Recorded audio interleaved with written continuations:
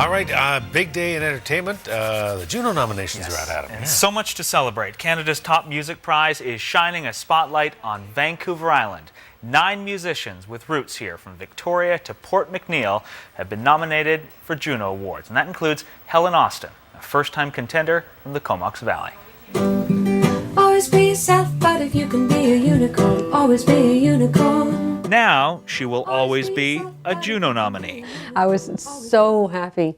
I think I jumped up and down for about 5 minutes. You will go very far. Helen Austin officially found out this morning she was up for Best Children's Album for Always Be a Unicorn. I knew that there was a possibility a couple of weeks ago, and I got an email saying, "We need some media from you."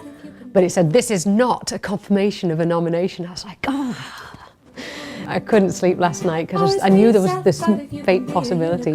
Always be a unicorn. The Royston singer-songwriter will represent Vancouver Island at this year's Juno Awards, along with Victoria's Nelly Furtado. The Mount Doug High grad is nominated for Best Pop Album for her latest, Spirit Indestructible. Music is that one thing that brings us all together. Saanich musician Ian McDougall is recognized with Instrumental Album of the Year for The Very Thought of You. They're recognizable songs by the master songwriters from the 1920s. The professor emeritus at UVic School of Music recorded it as a fundraiser for students in the fine arts faculty. There's a nomination and hopefully an award, and they know that they'll want to buy thousands and thousands of copies. Diana Krall is competing for Best Vocal Jazz Album for her latest, Glad Ragdoll, featuring covers of songs she grew up with in Nanaimo. It was what I heard in my Nana and Papa's front room. Then I went and learned that I'd go over to my Nana's, and who's the only person who would offer me a drink at 11 o'clock in the morning. Hey Ocean is recognized for Breakthrough Group. The band includes Victoria drummer Johnny Andrews. And the Japan Droids are nominated for Alternative Album of the Year for Celebration Rock. Its founders first met while attending UVic. May your wishes all come true. Port McNeill's Clifton Murray and the Tenors are contenders for Adult Contemporary Album for Lead With Your Heart. They recently performed for patients at Victoria's Royal Jubilee Hospital. We're just so, I think, cognizant of how powerful music is and the immense healing power that it has for people.